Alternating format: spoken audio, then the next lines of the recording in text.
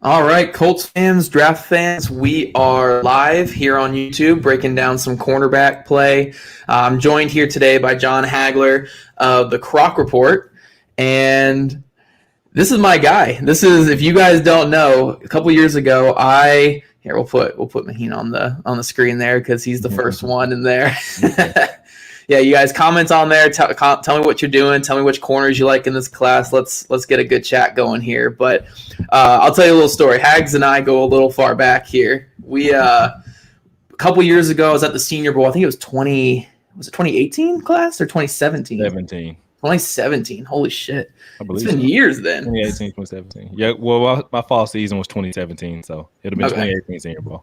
All right, so 2018 Senior Bowl. I was down there, my first Senior Bowl, scared shitless of everything around me. And I talked to my first ever player that I ever talked to, Saran Neal out of Jacksonville State.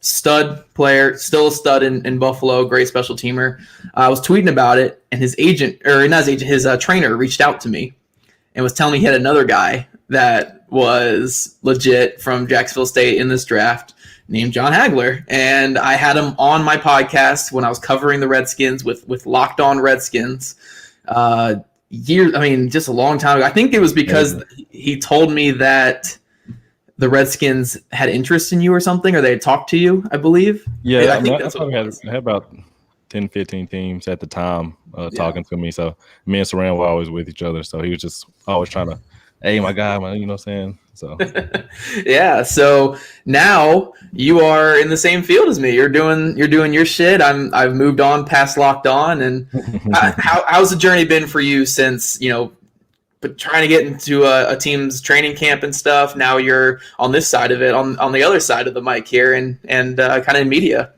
Well, it's been fun.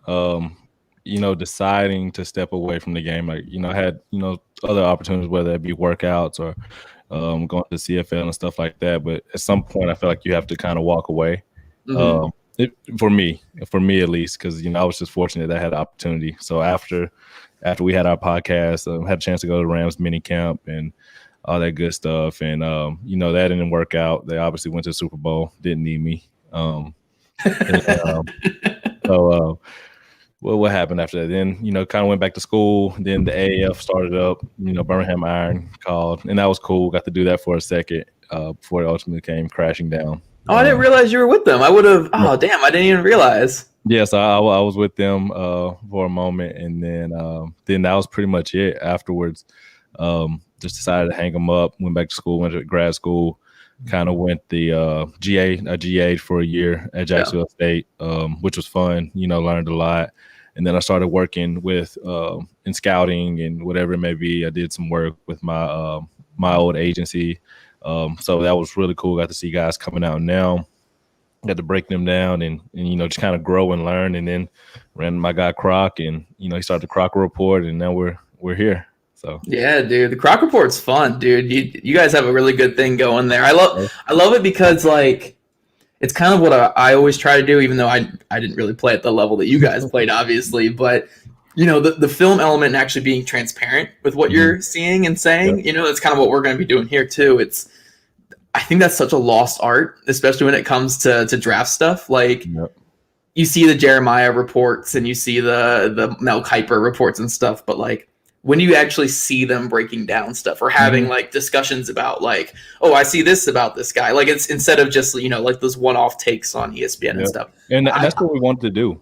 When he brought all of us together and we had a conversation about it, that was something he was really trying to push. He was like, I want real takes. A lot of guys can go out there and say this, quick hitters. Devontae Smith is a great route runner. He has a slight frame, blah, blah, blah, blah. It's productive. He was like, no, tell me what you really feel about him when you're watching film as a former DB, as whatever position. I was like, so a lot of my takes are coming for how I feel about Jalen Waddle when I had to cover a guy like him. You know what I mean? I can't mess up. I know if I take this one bad step, my DC's gonna be, cussing me out. So I think we just want to keep it real and authentic and genuine. So that's what we try to do. Yeah, no, for sure. And I think that's just such a big part of the process that I always try to do for you guys. And again, if you guys have any questions to, just jump in, it's live stream, just throw as many questions that you want at us. And I'll probably only ignore like half of them. So, but yeah, no, I just think that's a big part of the process. So just a little more background on you here. I believe you played, it was kind of like a star or a spur type role for Jacksonville City, right? We called it, I mean, it was labeled a nickel. He told us nickel to make us feel better about ourselves and all that. But yeah, star depending on what defense you're in, money star, 4-2-5 defense, you know, did a little bit of everything, got to blitz a little bit, covered in man a lot.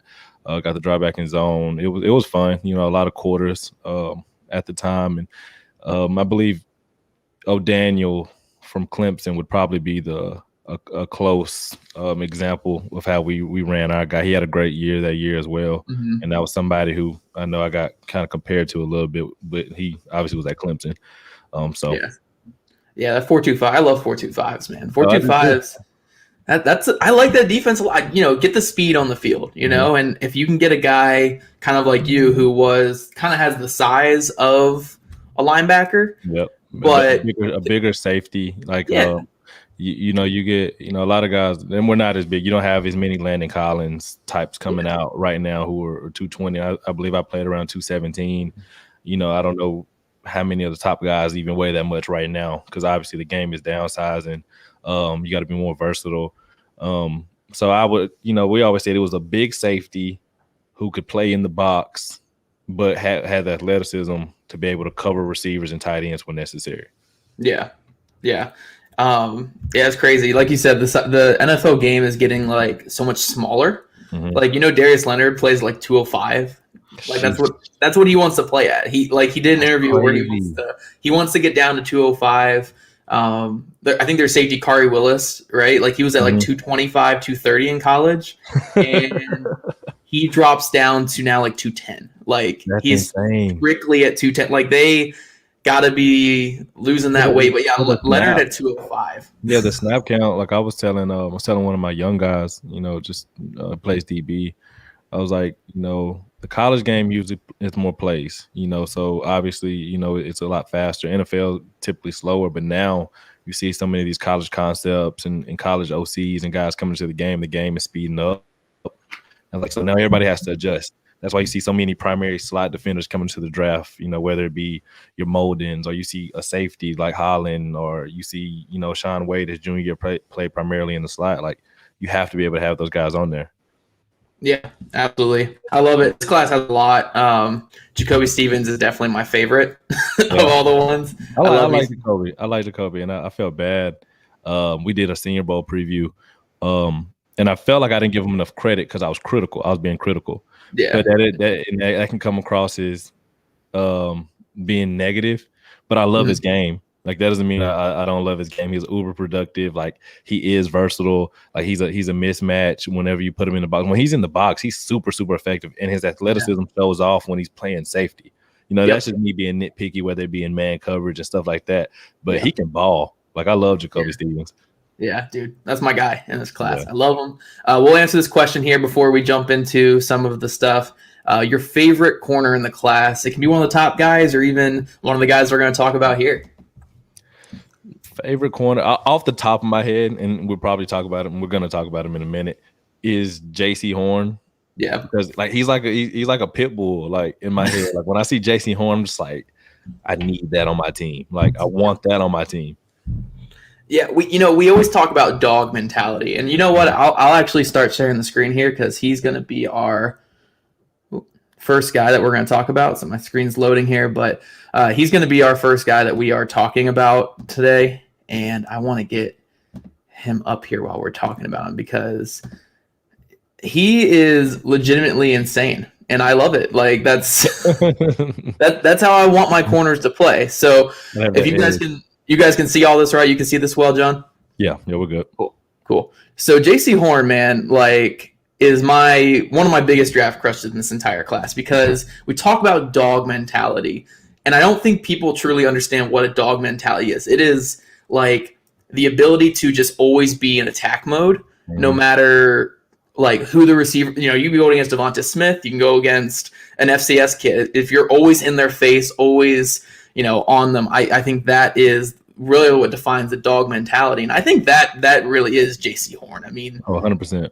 This dude's insane. I mean, off coverage here. I really love how he gets his head around a lot too. Mm-hmm. That's always one of my biggest things because Colts fans who are in the chat here, Rockison, we've seen a lot this past year. He does not get his head around really well. That's tough. That's the hardest thing to teach. Like it's almost it's natural. Like you do the drill every day.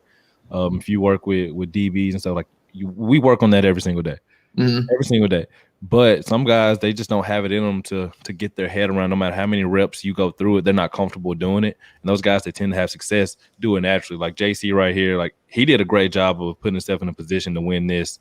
Like from the jump, he beat the man to the point, got inside his frame, and then got his head around. A lot of times you'll see guys, they'll either peak too early, peak too late. Like he won that rep before the ball even got there. Yeah. And I feel like when it comes to kind of peaking, getting your head around, it's a lot of confidence. And JC does not lack confidence in any way. Like he'll go against anyone. But like, for you as a former DB, like how much confidence you kind of have to have in your own positioning, your own athleticism to take those peaks and kind of, turn with the guy. You have to have it. You have to have it. I remember something when I was younger. I watched a ton of Ed Reed and Troy Polamalu, right? And I always told myself, after watching them, it's like, what great DB doesn't take chances? And that's what I thought when I was younger. But as I got older, it was more like calculated risk. Just the more information you know, how you process stuff. Okay, he's 7, 8, 9 yards down the field. There's only so many routes left.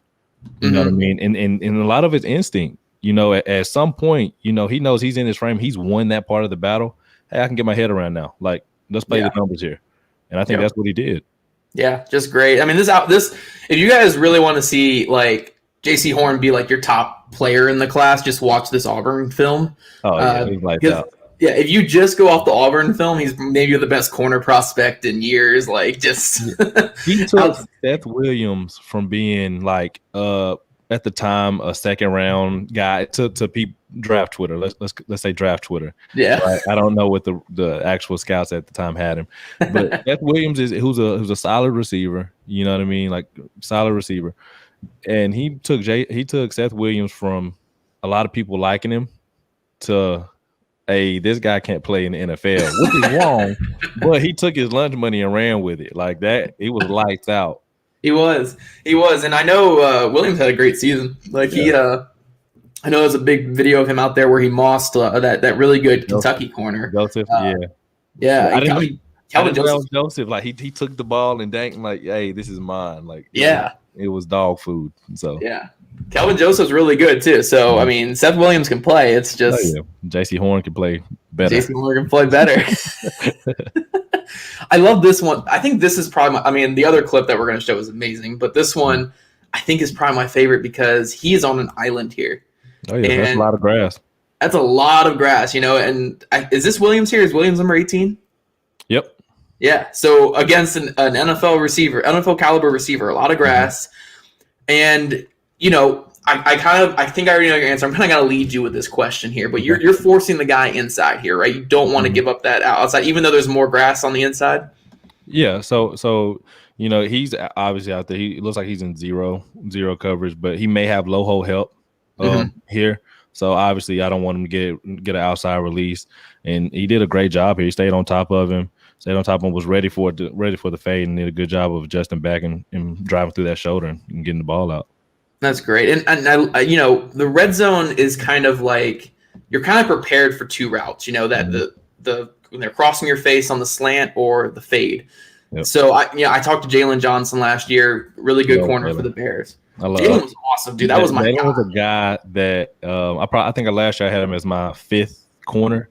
And I was trying to tell people, I was like, you got to watch Jalen Johnson. Like, because between him and what's my guy for the Rams? It's going over my head now. The safety. John Johnson? Or safety. Rap? I feel so. No, he's a rookie. He got hurt. I'm a big fan of Burgess, right? Yeah. It's Burgess, So I feel bad for blowing his name right there. But he, I really like that whole defense. Like they were dogs. Like and Jalen Johnson, like he had that same little game to him, and he was just sticky and tough, and you couldn't get away from him. Yeah. Jalen Johnson, I'll remember. I had him as like my cornerback 4 or 5. Okay. That's about I like that. Super, super high. I loved him, dude. Like, I think I had him over like CJ Henderson even, which was crazy. Even thinking back, it's probably a little crazy. But like I really loved his game. And I remember I talked to Antonio Cromartie for that big interview piece I did last year. And he was telling me, he's like, yeah, this kid's going to be a stud. And it just made me feel so much better that Antonio Cromartie is validating me. Like, oh, yes. Because that's the dude right there. Antonio Cromartie, he's so smart, dude. Hey, when you play that long in the NFL, you have the success that he had with the guys he played with, they were, people forget, like, the Jets were the team for a minute. They just couldn't get it done. Yeah. Especially with that defense of Rex Ryan and Darrelle Revis and Cromartie. Like, they were a problem. Yeah. This is such a good play by Horn, though. It is just like, because I think what I was saying was Jalen Johnson, when I was talking with him, was telling me that you're playing two routes in the red zone. You're playing the slant, you're playing the fade. So the second that they are coming off of the fade, you were taking away the slant, and vice versa, And if the guy's dancing around, obviously, then you've already won the rep. But so that's just a great example of that right there, where he's playing the fade, the guy tries to cross his face, and he gets on him.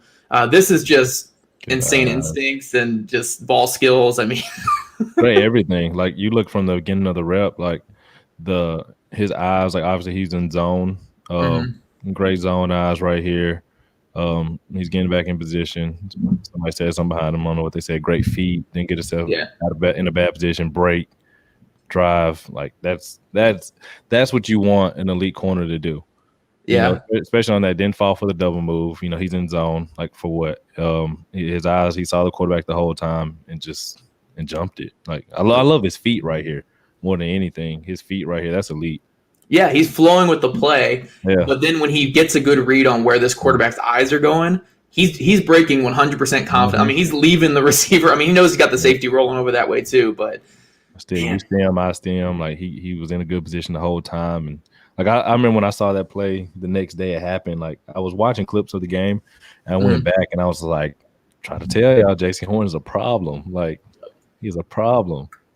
But he's crazy, man. I love it. So we got a question here actually about him, it looks like. Let me get that question up.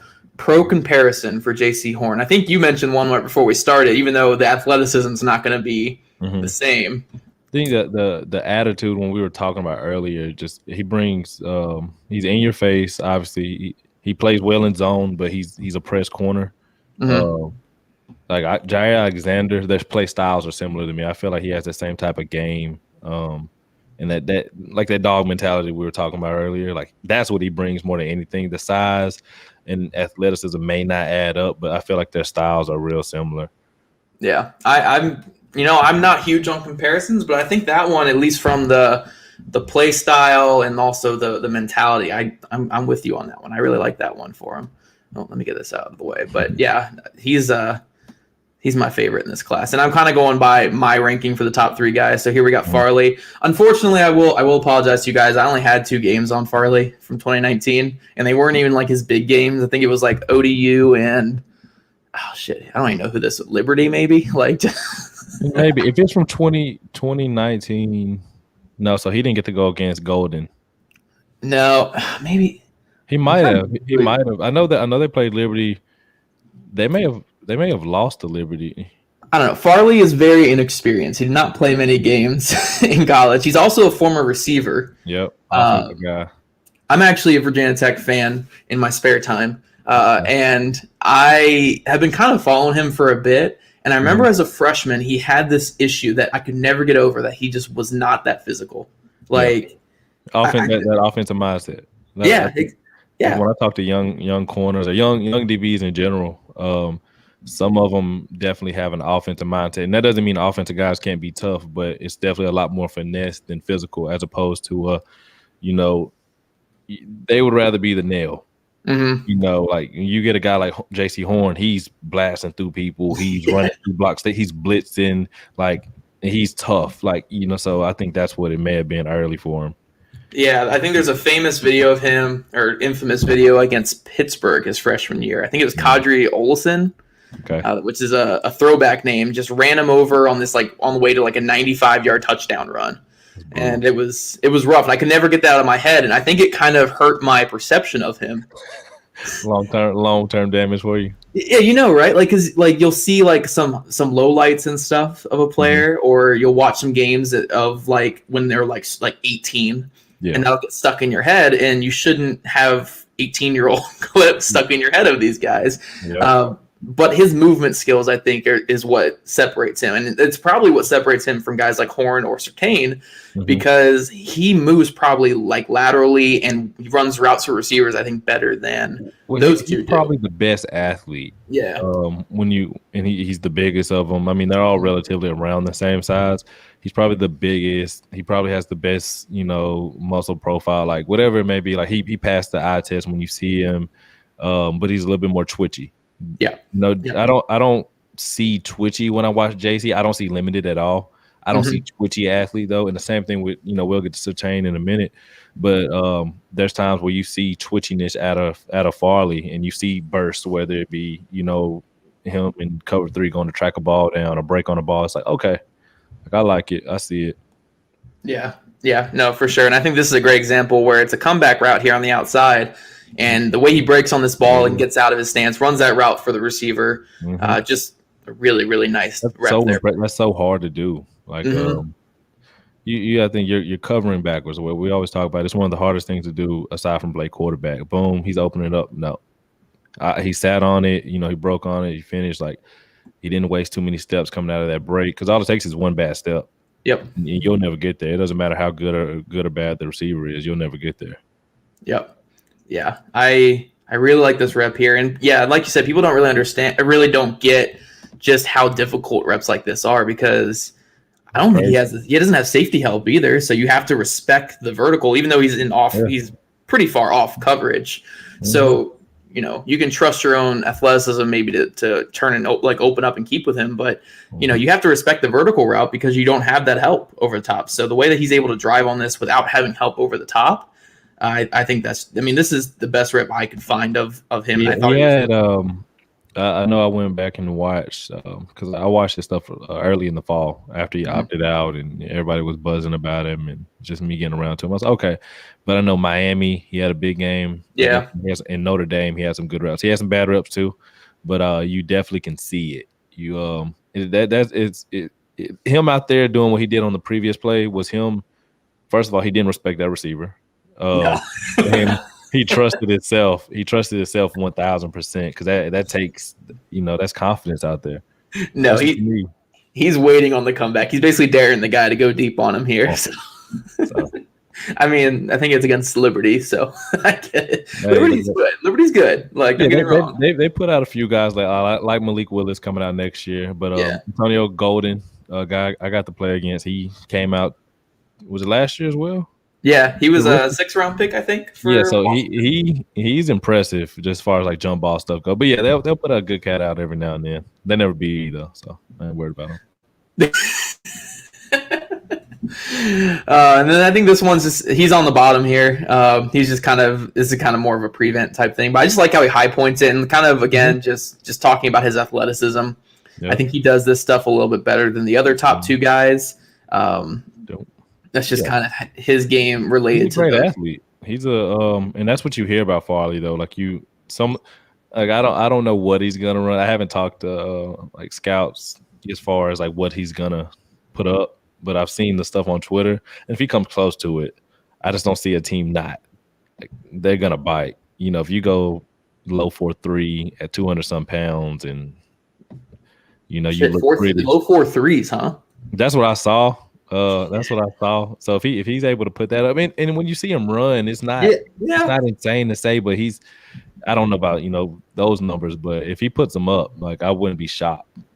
Oh, he's probably going top 10 if he runs low 4.3s, I guess, right? That's why he's in the the CB1 conversation though. It's not necessarily like when you watch him play. I'm not out there like, hey, Caleb Farley is the best corner in the draft, bar none. It's hey, this guy's really, really good, but his traits are way better than the other guys.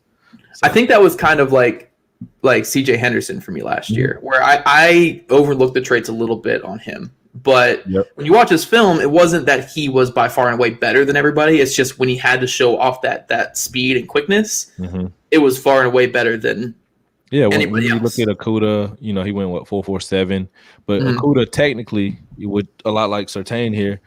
Him and Okudah would be more similar to where like they made a big leap going into that last year. They were obviously top 2 corners coming to the season, and they were more technically sound. And when you look at C.J. Henderson, a lot twitchier, similar frame, but he's just straight up faster. He's a better athlete than a lot of guys. And I overlooked it a little bit as well. But, I didn't think he would go, where'd he go, 10, 11? I think he went 10. Had a pretty good year, too. Yeah, he balled early and then, kind of, plateaued after that. But that's a good season, especially for a rookie corner. So hard to play. I know people don't really respect it. It's so hard to be a good – like that's why when Denzel Ward and Jair Alexander and Marshawn Lattimore come to the league and they're just clamping stuff, like that's impressive. Yeah, even when you see flashes from guys like Jalen Johnson and Ojemudia had some pretty good flashes last year too. Like those guys, I think it's just impressive just to get those flashes in year one. One other question we got here. Can we check out some Paulson Adebo? Maybe we'll do this again and we'll talk about some Paulson Adebo because I'm up and down on it. Like some days I like him, some days he's inconsistent. He's very inconsistent. Like he's a guy that has all the tools, and you'll see him make whatever, like some highlight play, and then you'll see him get torched, and you're like, should I like him? Second, third, fourth? I don't know. Like I'm high and cold with him, like you said. Like he's a weird one, and I think that's why his stock is taking such a big hit, and we didn't get to see him this year. So many guys make big jumps from their sophomore to junior or junior to senior years, and we didn't get to see him. And that's what I hate. I think he had an opportunity to, for whatever reason he chose to opt out. He had an opportunity to really like throw his name in that conversation, but we'll never know.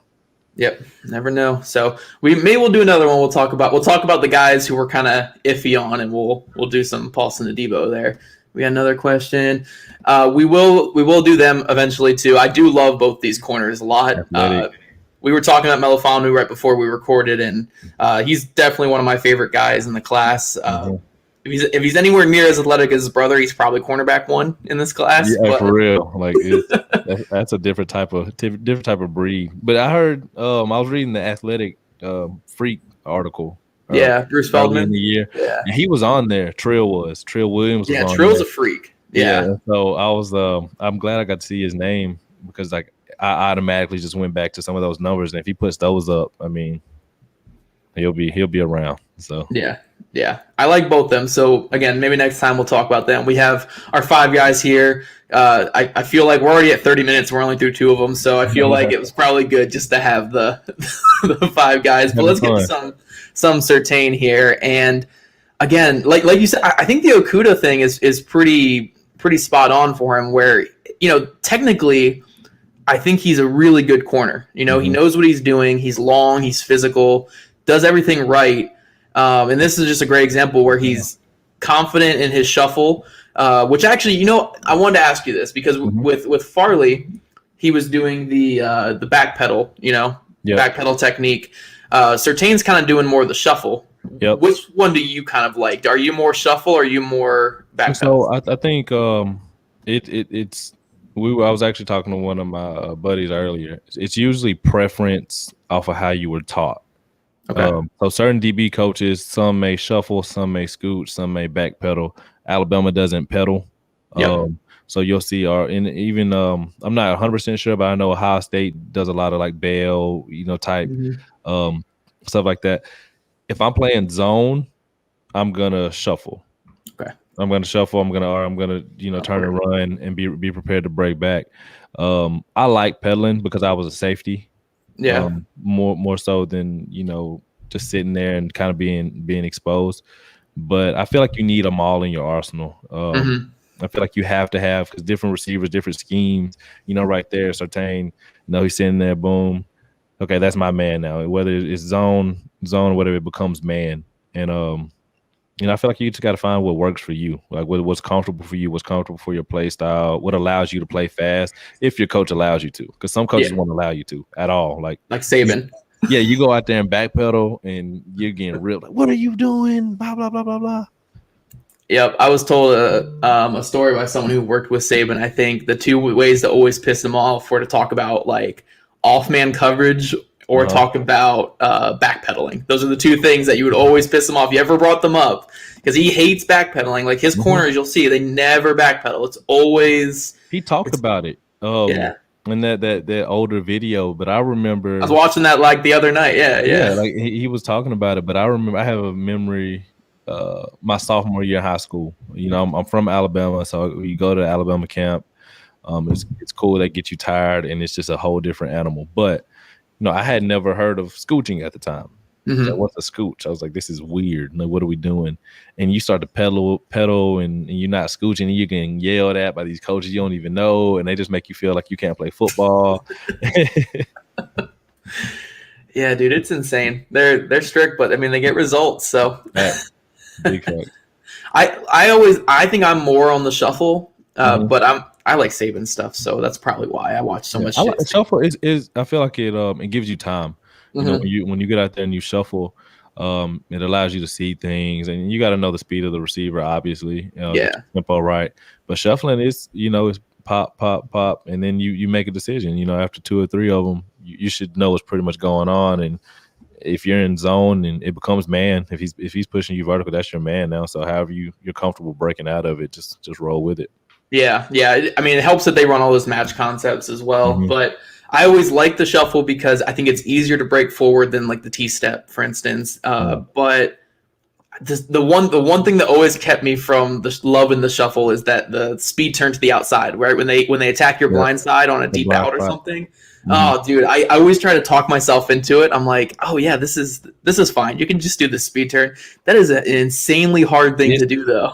It's I feel like you teach a speed turn, but it's something that the players have to do instinctually. Yeah. You know, so me personally, if I'm in off man, I'll probably pedal and then I'll break off of a T-step because I'm gonna stem off of your stem. But if I'm in zone, obviously, and we have to shuffle, I feel like that's cool too because I don't want my blind spot attack. And obviously, you got to like protect yourself, don't let them get outside you and all that good stuff. But you know, it's different. You know, different strokes for different folks, all that good stuff. So. Yeah.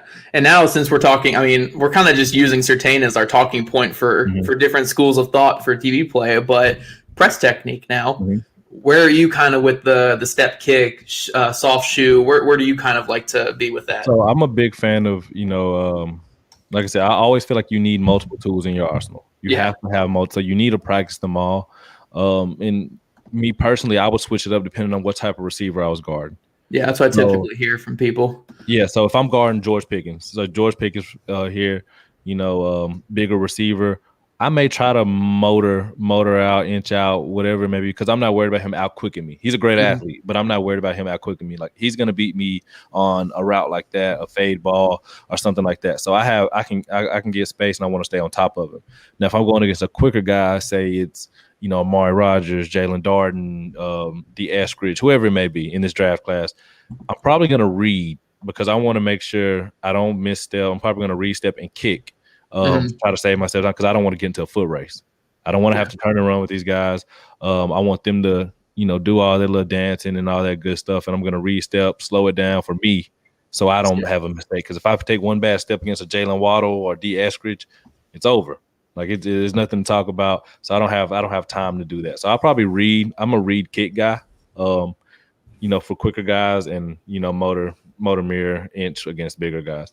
Gotcha. Yeah, that's what I typically hear from people, and I mean, it makes total sense. Why you don't want to get into a physical match with a guy who's bigger or stronger than you, and you don't want to get into a who's quicker match with because that's what they want. You play them to their strengths. Yeah, you want to play to your strength. That's the whole point of press man coverage. It's dictating the play, and I think this is really good on the step kick here by Surtain. I mean, he takes the one read step, he plants his foot hard there. He flashes his hand, actually doesn't make contact with the first one, and then hits him with the second one. And he's able to just kind of ride him outside the numbers, and that's just really good step kick right there. He did a really good job of. He's long. That's what makes it long so as hell. Yeah, he's super long, and if you see him in person, you're like, he's 6'2". Like, not. I mean, he appears taller because he is so long. But and a lot of times with that initial little jab step, whatever you want to call it. it makes the receiver decide. They have to. They have to go because now I'm cutting you off. And so if you're doing a fade route like George does here, and Surtain does a good job of jabbing right there and staying on top of him and disrupting that timing, that's what's really impressive because he moved them together. A lot of times you'll see guys squat or get caught in position and he gets stacked and he's beaten and George Pickens puts you on ESPN. So yeah, now Surtain he's really fun to watch when you're talking about technique because he's always the same. He's always the same. You have to beat him to win reps, especially now, this Surtain at least. Yeah, absolutely. So this last one, my all 22 for this game was awful. Like it was cutting and jumping all over the place. Like this actually was like towards the middle of the film. And this was like with 1 minute left in the game. And it was somehow in the middle of the film. So that's why I only get like half the clip. But you can just kind of see the zone break that he makes here. Just it's kind of more just an exclamation point on his type of game. But for you, how do you evaluate a guy like him who, you're not going to see this elite athlete, right? But he brings you a technician who's long and physical. And I mean, I know teams like Seattle love that, but how do you evaluate a guy like that? Like, do you take a guy like that top 10? So with me, I believe it's team need, obviously. If I'm a team that has, decent corner play or has been average, I need to shore up. If I'm a good team and I have, a pretty loaded team and I just need that one guy that could possibly be a staple for me, Surtain's floor is probably higher than a lot of the other guys. Yeah. You know what I mean? Like he's going to be safe. Like he's not going to be bad at football. Like I just don't if anything, throughout his career, he'll play a long time. And if he has a bad career, he just doesn't live up to top 15 label, but he'll play 8, 9, 10 years in the NFL because his technique isn't going to get worse. He's been coached up. His dad was a coach, obviously Surtain Jr. He's been coached well down there, Florida. All those guys train together, so he knows how to be a pro. If my scheme warrants it, I would take him. He could be my first corner off the board. It just depends on what you're looking for. He brings a lot of value because he is long. He's a good athlete, not great. I don't think he's a bad athlete by any means. Yeah, but he's not Jalen Ramsey. Yeah. So, yeah, exactly. I completely agree. I like him. I think he's going to be a good player. Maybe I'll take a guy like Farley, and maybe someone like Horn too, because Horn's just insane. I would probably take him a little higher. But you see it all the time. Yeah, you look at Noah Ibn-Agani, from Auburn last year. He's a really, really, really good athlete, and you saw him sneak into the first round. And you see it all the time. Like teams will do it; they'll bite. Maybe if a team just loves Surtain, they take him early, whether it be the Cowboys or somebody. But I can easily see them going out there taking a Horn or a Farley. It just it's whatever they're looking for specifically. Yeah, for sure. And getting to our next guy here, we're actually going to get to Hag's sleeper player that we're going to talk about, and really good pick here because I really loved his film, and we're actually going to throw up the comment that goes with it because boom, Maheen, or I hope I said your name right, but Maheen, perfect call. We're going to be talking about Aaron Robinson, and I think he had a good Senior Bowl week too. He's a feisty dude. Like I like him. That's what put him on. He had a obviously good film. What they're doing at Central Florida, between Grant, him. What's the other kid? Is it the other kid. Someone added him to me the other day. I think it's like I have it on Twitter here, but yeah, I feel bad when because I watch these guys film. So I've watched his film and like I've done breakdowns on them. But it's so many names at this point. But what they're doing at Central Florida, they have a lot of talent coming out of there. And Aaron Robinson is a dog. Like we said about Horn, but like you saw it at the Senior Bowl, like he's taking out Kadarius Toney and he's being physical and he's grabby. And it's like it's not always like perfect, but he's gritty. He's gritty, and he had a really good Senior Bowl. He loved the dreads, playing NCAA back in the day or Madden. Always throw dreads on your guys, even if you didn't have them. But he's good. He can play. He can play ball. I like his game a lot. So Tay Gowan, I think is his name. Okay, right? Tay Gowan. Yeah. He's fun too because I remember he was standing out to me when I was watching Robinson. Yeah, UCF got a good thing going down there, man. And like Texans Thoughts here says, thank you for jumping in, Jordan. What Texans Thoughts says though is they all have dreads too. All the good ones from their dreads. It's their thing. Look, man, it looks good. The aesthetic, it goes with it. You know, if you play corner and you got dreads, like it boosts you up a little bit. It's like seeing a buff guy with tattoos walk. You think he's tough. You know, he may. I don't know if this guy can cover or not. But if you see dreads hanging out of helmet, he may or not be good. You know. So did you ever consider going with the dreads when you were in college? No, so I had my hair pulled. It was curly. It was my hair was like that, so it wouldn't hold even if I wanted to. So I just rock my little man bun and all that good stuff. When I was playing, at least I chopped it all off now. But yeah. So people get scared shitless of the dreads. What do they think of the guy coming out with a man bun? Like that's what's gonna freak. So yeah, when you see that, it's like, oh, this guy he thinks he's a pretty boy. This is that. But then you bust him in the mouth, and then you're just like talking. It's like I won't talk trash unless they talk to me, and they're like, what's up with this guy? Like he's crazy. But you know, so you let them think what they want to, then you just break their heart later. There you go. There we go. And then we got Jordan saying cornerback 1 because the dreads. Here, there we go. Instantly. Cornerback. Just for the dreads, nothing else. Both, he's also a dog, though. Yeah, not his versatility, not his ability to play in the slot, not his ability to play out, play press, just the dreads. Just the dreads. And I love this route here. I love what he does here. And I think the main reason why I like it, and obviously I think they're playing match here because he's following off to the switch. But yep, I love how quickly he switches. Like it's a very little thing. It's not a huge thing for anyone to really evaluate and say, okay, this is the reason why I love this guy. But how quickly he's able to take that switch release, because switch releases are meant to throw off corners and throw off coverages, throw off the matches and stuff. And he's quickly able to ID like, okay, this guy's coming across and I need to switch over and get him. And he plays it really well, gets a pass breakup. Just a really solid play. Nothing super special, but I like that quick ID. His football IQ, his eyes on that, like it just popped off instantly. So it's probably something they alerted or he's aware of. Guys off, he's probably gonna release inside, So I like the awareness by him, the IQ and awareness. Yeah, absolutely. And then this one is not even really. It's like he has good press here, but this is the part that I always love about corners too. It's just again those eyes, and the eye is not really to make a play and break up a pass, but also stay aware for those tip balls there. You don't coach that. That's something he has. Like you taking chances. You probably peaked when you shouldn't have been looking, and then your D coordinator goes back on film, and you probably got a minus on that play. But you'll get a good job like later. It won't be on the. You come in on Sundays and they got the good, the bad, the ugly. It won't be on the good. It won't. And you're just like, Coach, what about my pick? And he's like, pick 6, too. Pick 6. You blew the coverage. Like, whatever. And you look on there, you got a minus on the play or something weird. And he's like, he hating. I like him, man. And this next clip I'm going to show is kind of really. It shows actually the good and bad, I think, this next clip. And this is against, just for clarification, he's in the slot here against Stevenson. And by the way, since you probably watch a little bit more of him, does he mostly line up in the slot? Is that kind of where he was for them? Oh, he played a lot. I think I watched 4 games. Okay. He played a lot in the slot. And that speaks to his ability and probably their depth as well. Yeah. It's hard. Like that's not, now that's basically a starter in the NFL and most teams.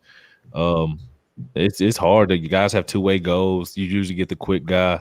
If you're a good slot defender, like your value is up tremendously right now. And so I love that about his game.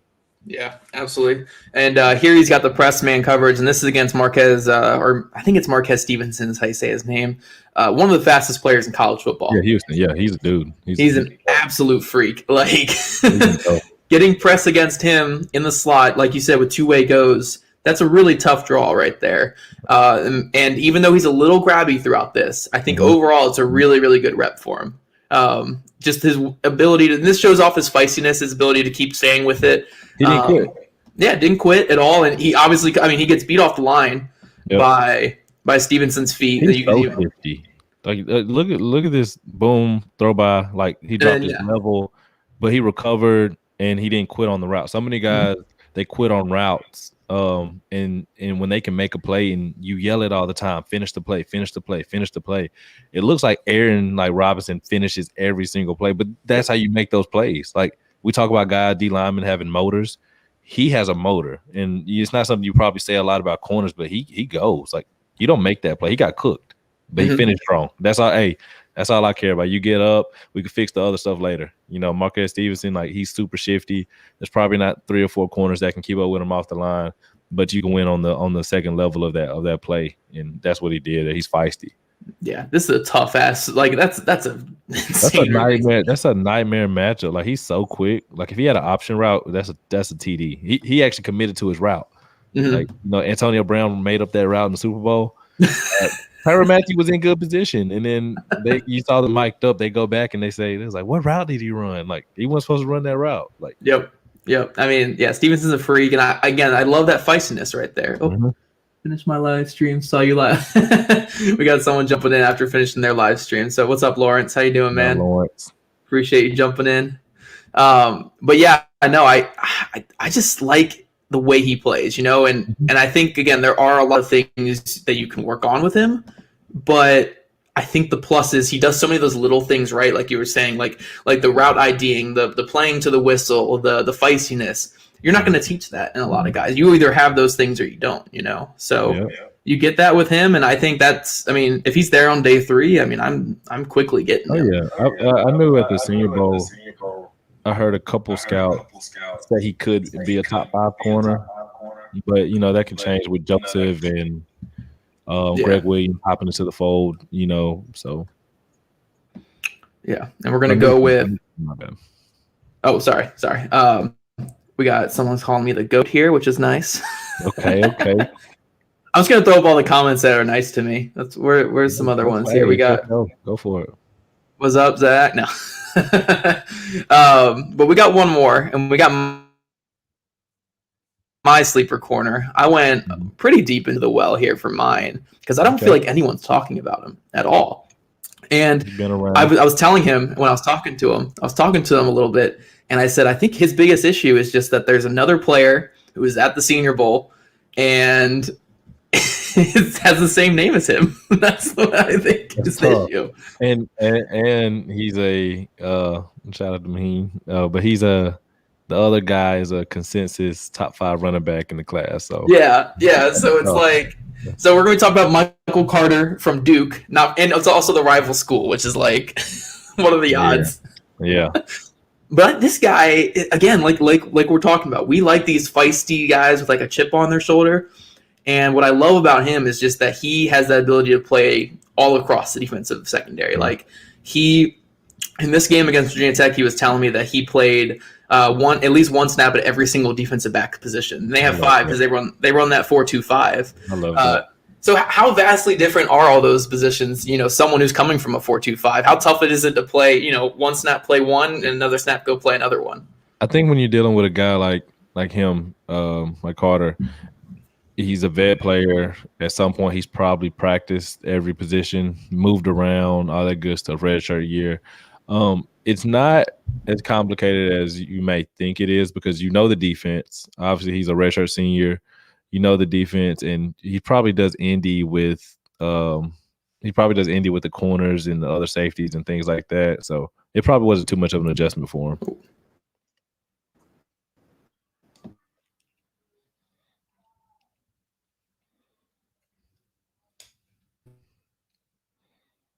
Oh, we got some. You got me? Here? Yeah, I can hear you.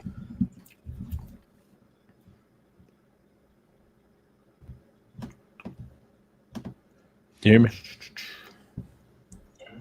Yep. I think. I can hear you. There we go. There we go. I had to like. Uh-oh, we're losing Zach.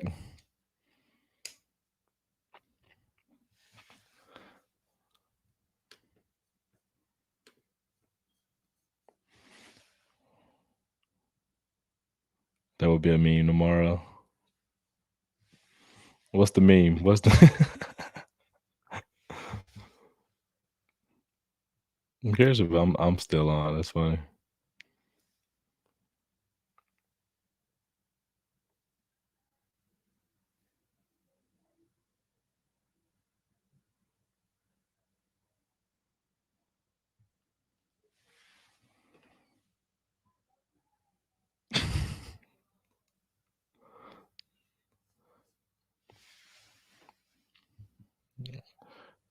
Nick McLeod. The face. I want to see the meme.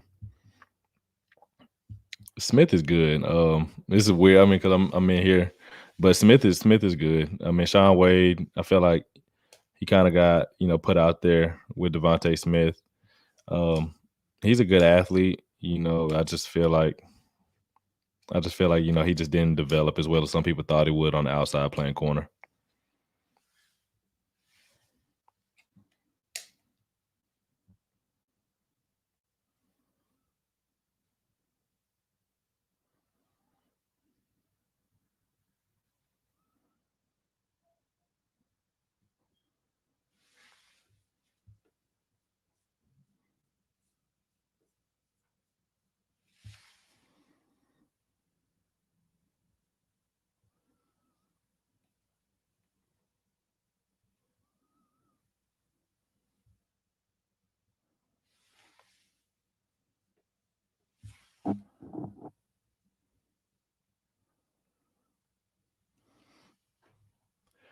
I think definitely. I think he may possibly even be a safety. When you look at him, he was okay in the slot. I think he probably got a little bit too much hype coming into the year from his slot defender days.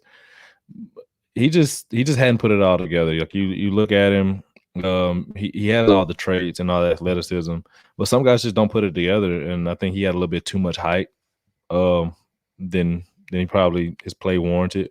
And that's what happens. You play in the Big Ten, you play for Ohio State, it'll get exposed. If it wasn't this year, it would have got exposed his rookie year, and people would have thought he was a bust. Who is the zone scheme cornerback who could be a day 2 guy that could potentially take a starting job in the NFL today? Day 2 corner. The way Greg, is it Newsome? The way he's sending up, I don't know if he'll be a day 2 guy at this point, but he can play. Like he's if he does mess around and fall to the second round, he can be a problem. When you look at some of his skill set and the way he plays, his ball skills, and just his natural coverage ability. Sevyn Banks is a great athlete. I had been hearing about. I think he progressed well over the season. I think he's gonna be a good player. I think if he makes a jump next year, his name will be in the conversation. Elijah Molden. He's good. He's so good. Him and Keith Taylor, and all the guys they've been able to put out the last couple of years at Washington. It's really impressive. Elijah Molden's a dude. He's a dog. It's hard playing in that slot, and he balls there. He just makes plays. And Zach's gonna hop back in a second.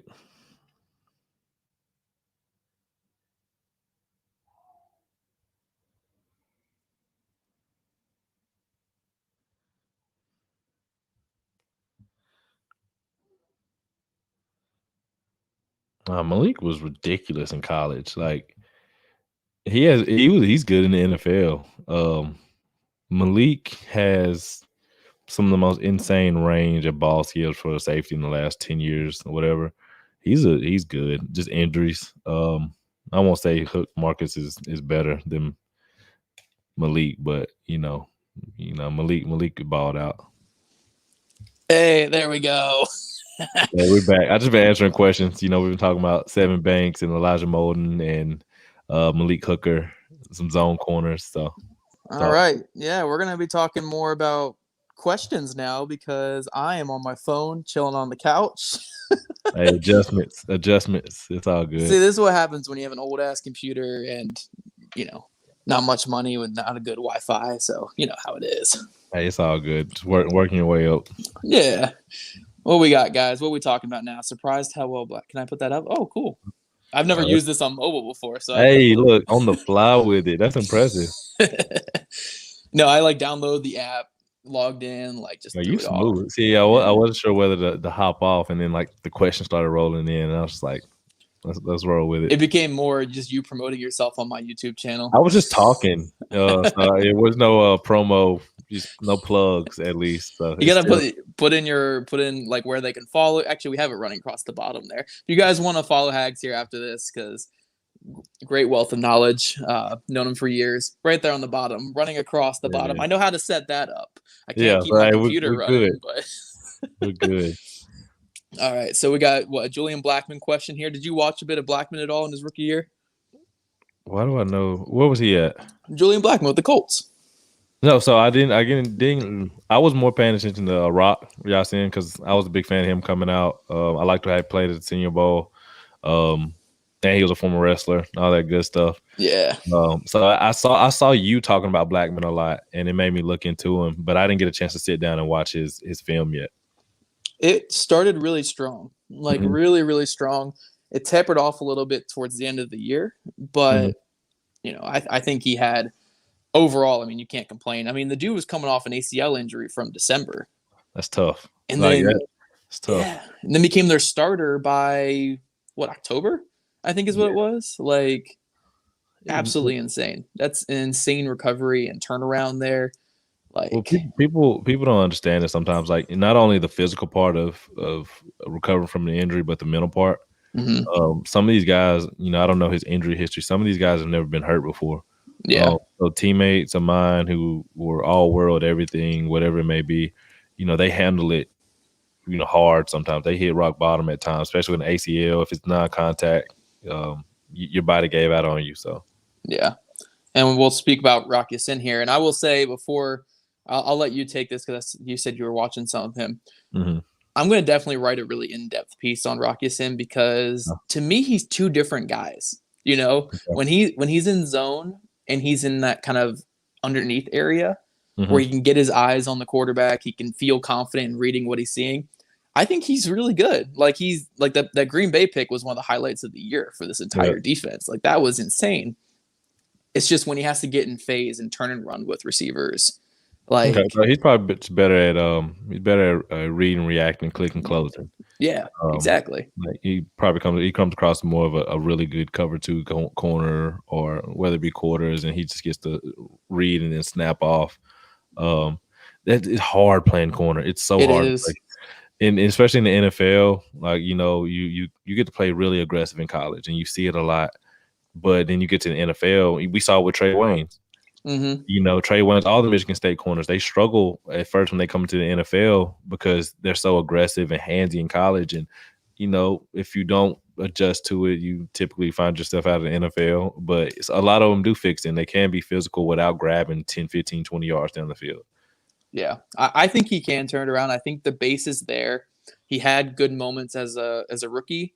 He had good moments this past year until it kind of fell apart a little bit late in the season. So yeah, I think he can fix it. I'm confident. His confidence is the biggest part, though. Like, it's all confidence. If he has that JC Horn dog mentality where he's thinking, screw this, I'm legit still or whatever, then I think he'll be fine. But it's just that is the hardest part about playing corner, because you're gonna get beat, you're gonna get flagged for this, some more ticky tacky.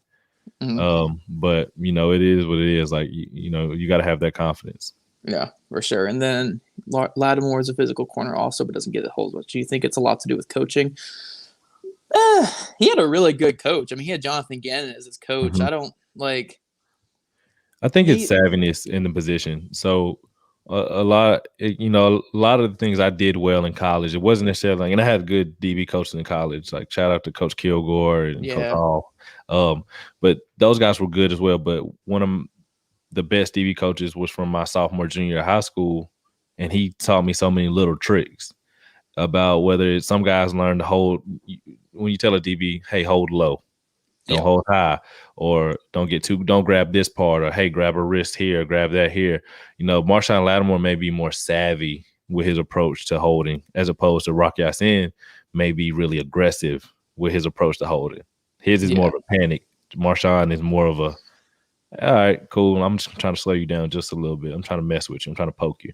So yeah, exactly. Yeah, Ya-Sin, I mean, coming from Presbyterian, I think he only had 1 year at the FBS level and then jumped up to the NFL. So yeah, I mean, even if you are working with a guy like Jonathan Gannon, it takes time. Yeah, it takes time. He's got a really good DB coach coming in now with James Rowe. James Rowe is my guy. I'm a big fan of his. He did some great job. He did a great job with those Appalachian dudes. And then over in Washington, I mean, those he just was he at App State this past year? Just this past year, yeah. Oh yeah, they balled that duo. They're cold. Like Dude, Shamar is my guy. they don't get talked about enough. They can play like that Arkansas State. Arkansas State was probably the only matchup you got to see between like Adams and them, but they can ball. And then at Washington, they've been putting out DBs the last. I feel like they got one or two every single year. Mm-hmm. So. Yeah, no, those App State kids are good. I don't think Jolly's in this class, is he? Or is he? No, I think he's a year younger. I believe. But Shamar, yeah, they both can play. Like those dudes are dogs. Shamar's skinny as hell, but those arms, man, that length.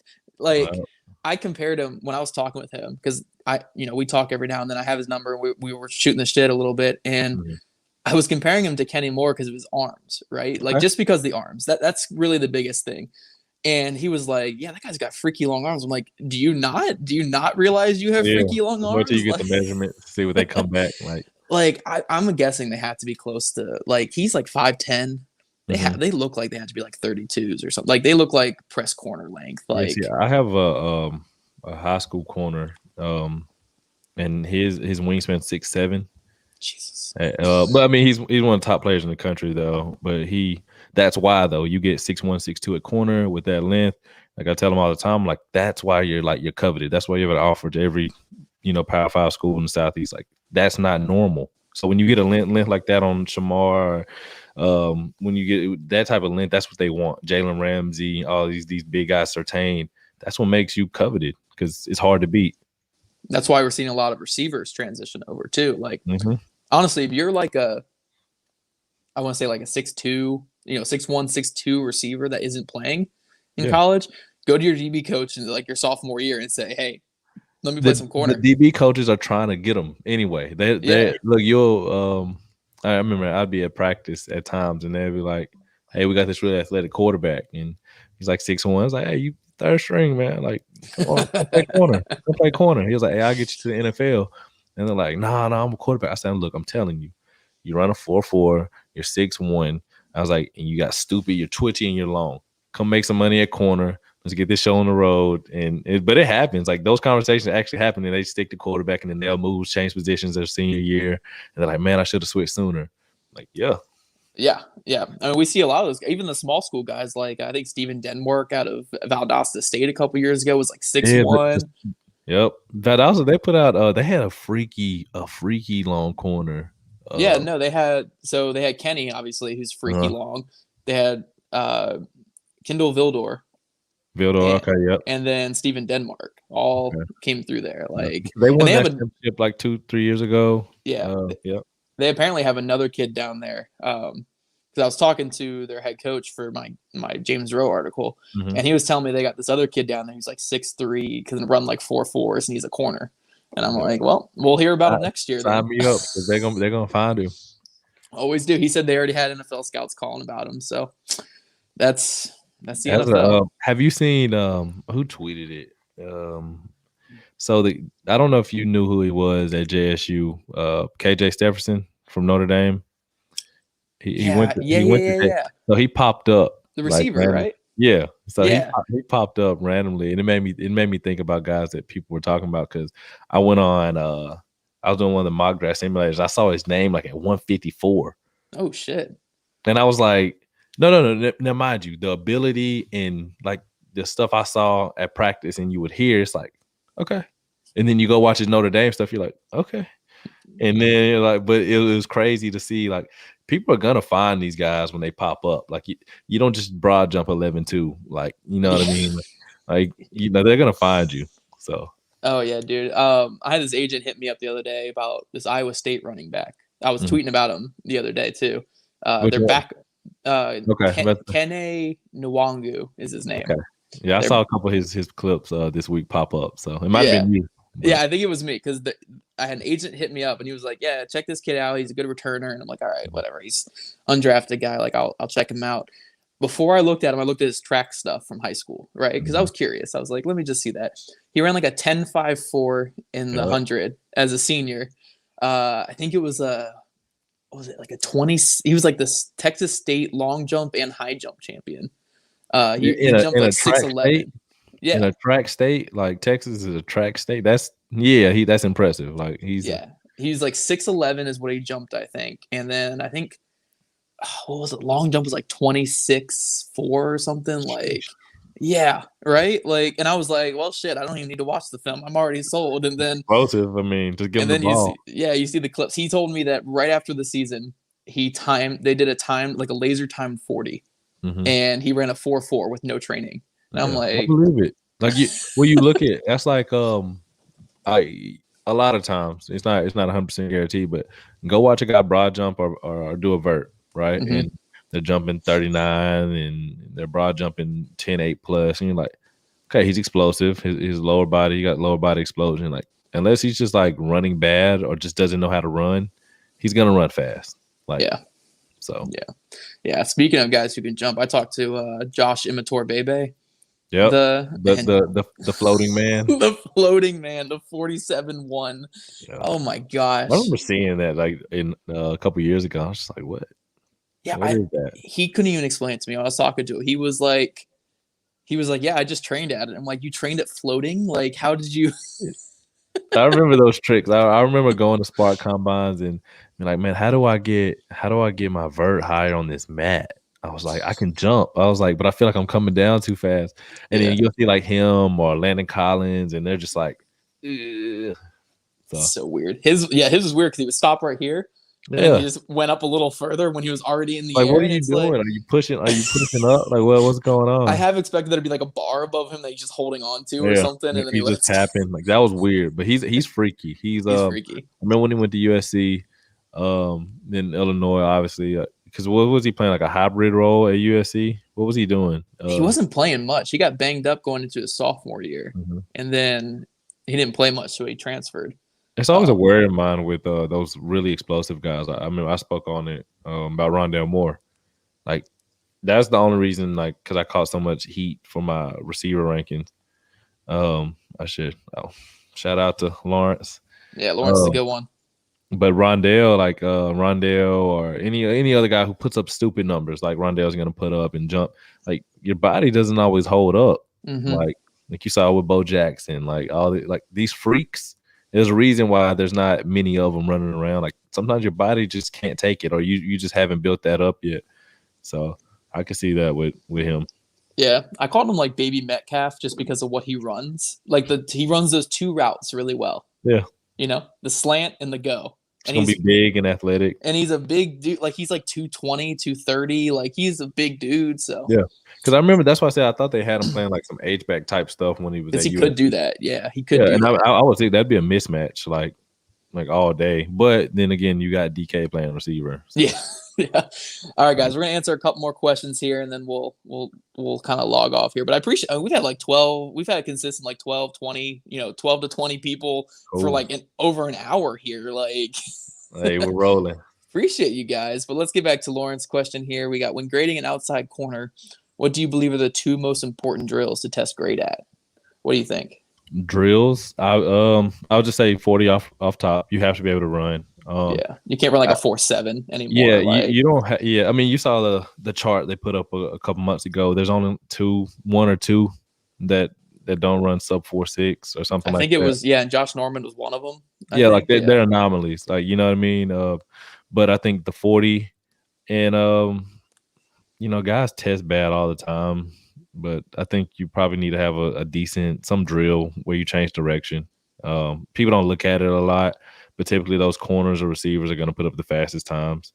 So I think you need to have a solid one if I was just looking. But yeah, honestly, for me, other than like more than any drill, I like to see the arm length, honestly. Oh, okay.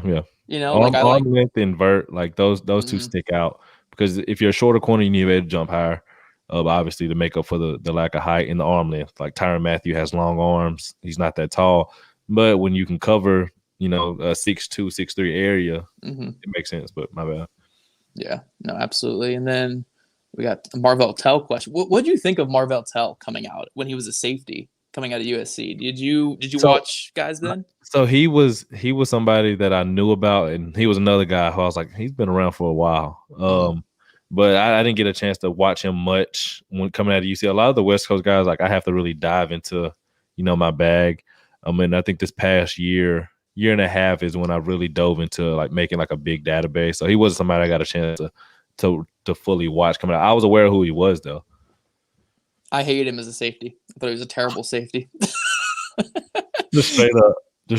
Hated him. I hate him as a safety. Like, didn't know what angle he was taking half the time. And then I found out though that like he was a corner in high school and USC put him at safety. And I'm like, why are you putting this 6'2", like 200 something pounds? He jumped like 41 inches too at the combine, like freaky athlete. How is his how does he move? Like, what are his hips like? They're pretty good. Like they're not horrible. Like he's not stiff. Like I don't, because I know a lot of times like position coaches, you just may not fit the mold of what they want. Yeah. And that happens more often than a lot of people would like to believe. Like you get recruited and say, hey, maybe the position coach isn't the guy who brought you in, or the DC was like, we need this guy, and you're like, well, he's not playing corner for me. And so like they'll act like they're giving you an opportunity and they'll move you to safety.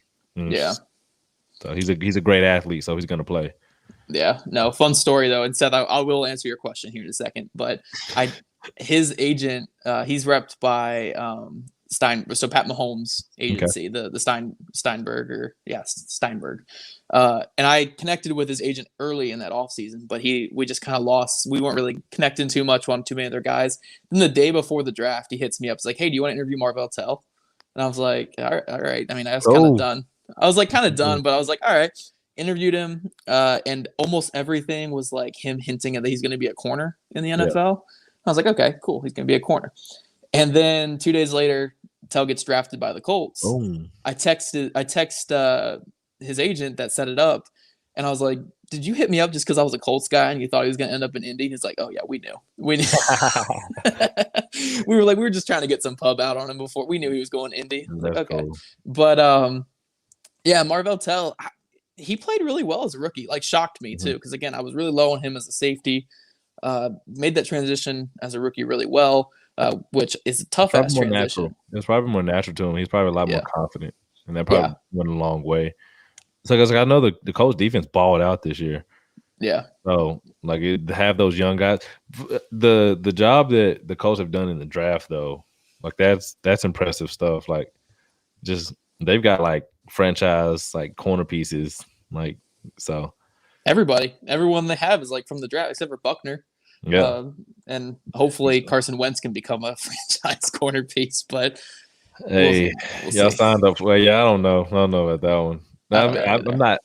There's so many like factors going to it. Like, is he damaged goods? Like, can he mentally still do it? Like, he had issues with Foles and Hurts, and it's like, is he an alpha male? Like, is he really your quarterback? Like, or are you gonna try to, put him into position to succeed as much as possible? Are you gonna bring another guy in like for competition? But obviously, it doesn't work well for him. Is he too far gone? He has the ability. Obviously, he's got a cannon for an arm and all that good stuff. But I'm just rolling through the comments here, looking at all the ones when I guess I made a weird face. Yeah, I asked. I said, which one? He said, that's gonna be a meme tomorrow, and I was like, oh. Okay. Apparently, it was a big smiley face. That's creepy. Oh shit! Yeah. All right, guys. Well, I feel like let me see if I missed any from earlier in here. I don't think I did. We got a bunch of Shaun Wade, but I think you talked about Shaun Wade. Yeah, I talked about it for a second. Doing that. That'll be a meme tomorrow. Meme tomorrow. To it. Oh Lord. Yeah, I think we got them. Zane Anderson. I don't know who Zane Anderson is. Have you watched him? I haven't watched him, so maybe I'll look him up. Ryan gave us the sleepers, man. I don't know who these guys are at all. Yeah, they're digging. They're probably making me look bad right now. That's what Ryan's trying to do. I had someone from TJ Carey's family in my YouTube comments the other day telling me that I was disrespecting TJ or something. And he was like, why are you bringing up his Brown stats? And it was like, it was a video from week 2 of the regular season. So it was only his second game with the Colts. And I'm like, what other stats was I going to bring up? I don't have anything to go off of. Like, my bad. I was praising him throughout the whole video too. I was saying like, yeah, TJ Carey was awesome. He had like 2 picks in that game. Like, I don't know. That happened with it didn't happen directly, but I put my receiver rankings out, right? And people were hot. Like they were hot. And so I get a little like by Amari Rodgers. I'm just like, no. I was like, I love your game. Like, I was like, he doesn't follow me. He doesn't follow me. So like it popped up on his timeline or something, or somebody sent it to him and he liked it. And one of my boys trains him up in Tennessee. And so I was like, so I sent it to him. I was like, he's funny for that one, right? But it was because like if you go back and listen to any other Crocker Report podcast or any ones from Senior Bowl, like I'm an Amari Rodgers fan. Oh, like, dude, yeah. I was one of the ones like last year. I was like, how did he recover so fast? Like that's impressive. You know, it's like Amari Rodgers is a dog. He's a baller. Like he's built like a running back, but he runs like a little scat back. Like, and I saw that. I was just like, oh, I missed part of it. It happened. It does. It does. It sucks because like you don't want to like you're not like it's our job to rate these guys and say what we think. That's what people, that's what we get paid to, or that's what you guys tune in for. We're not trying to offend anybody or get anyone upset though. Like if I call someone bad, like it's not like, hopefully I'm more nuanced than that. But if I call someone bad, it's not because I don't like them as a person. I don't want it all sent to them saying like they're athletes and they always look for ways to get motivated. But and then also like a point, like I was talking to somebody yesterday about, I was like, when I put a ranking out, that doesn't mean that's where I think you're going to get drafted.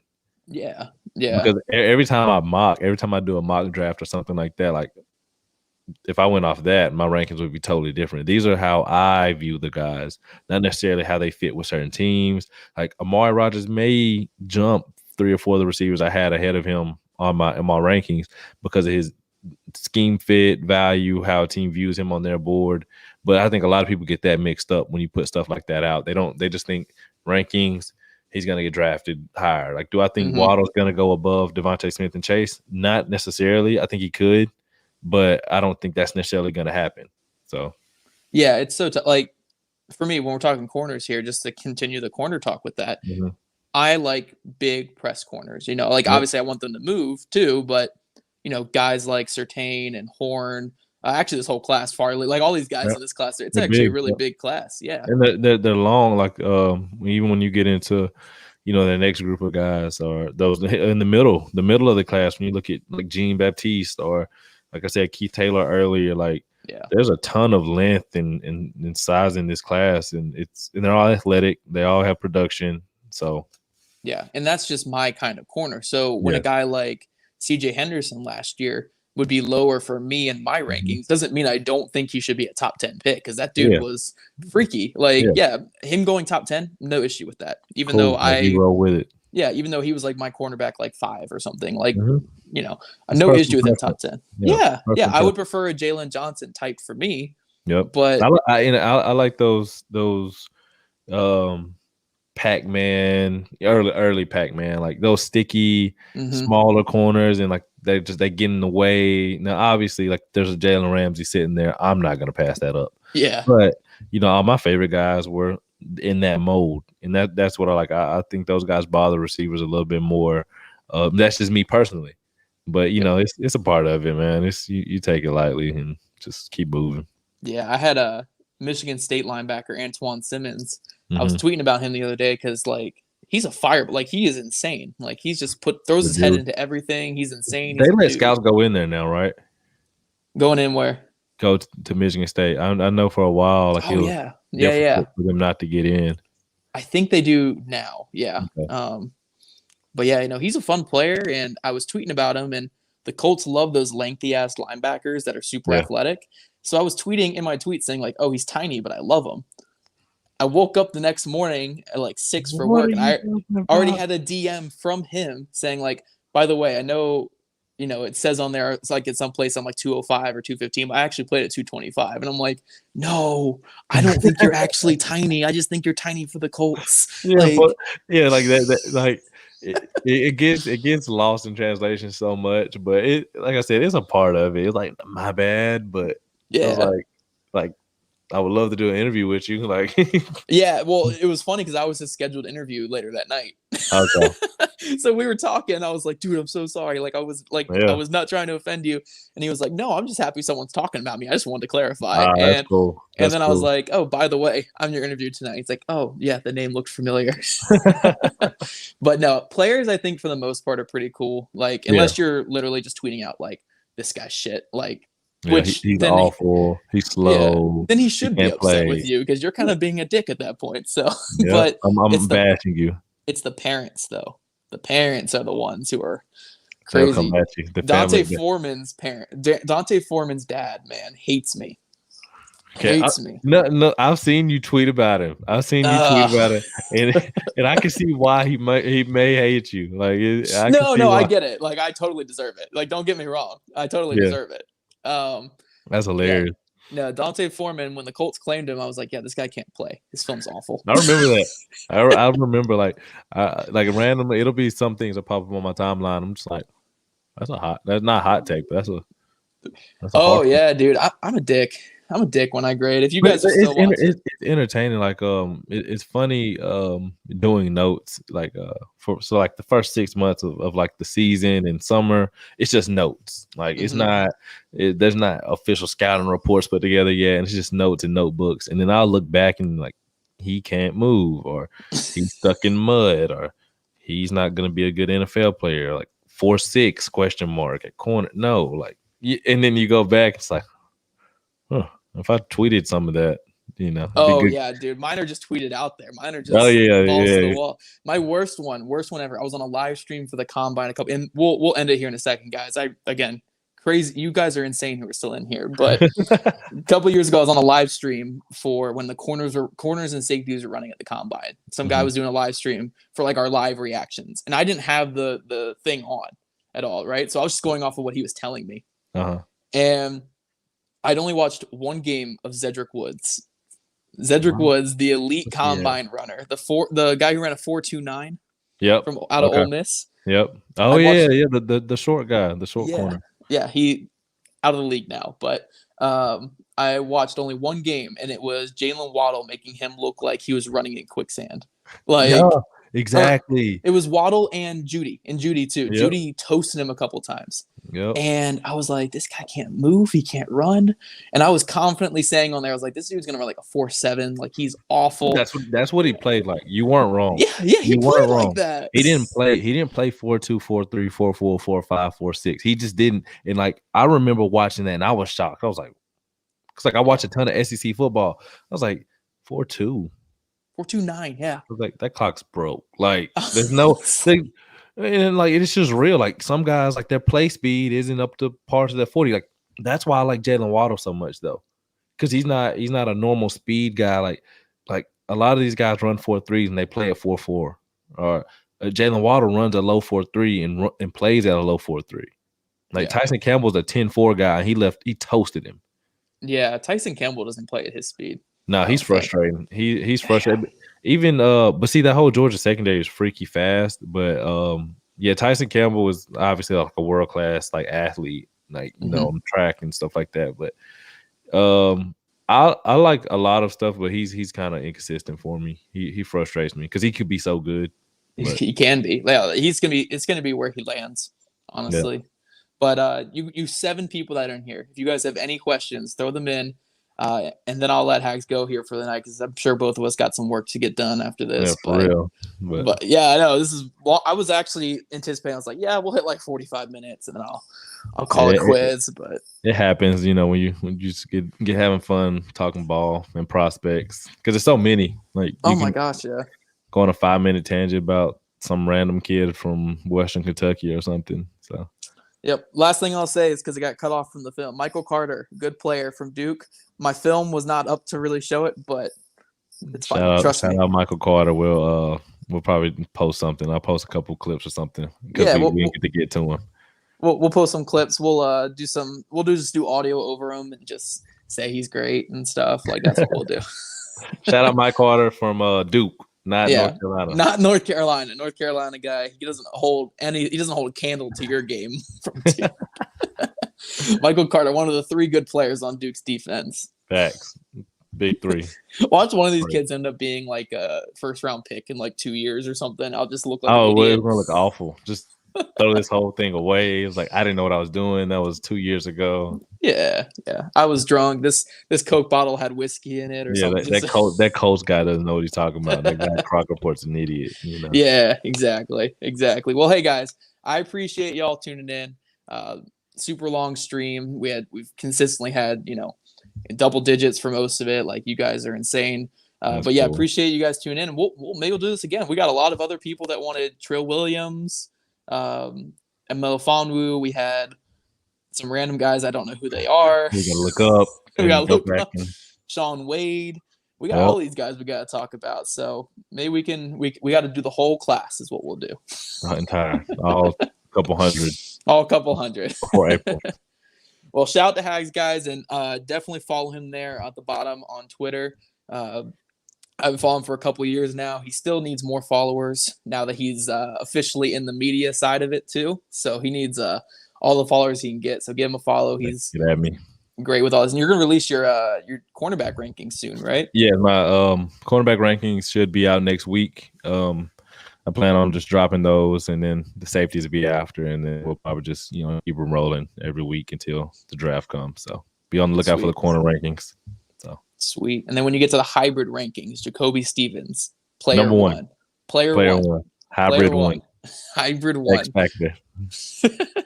Divine Diablo could be a little bit lower, but we'll have Jacoby Stevens. He's big. He's big, dude. He's a freak. Well, okay.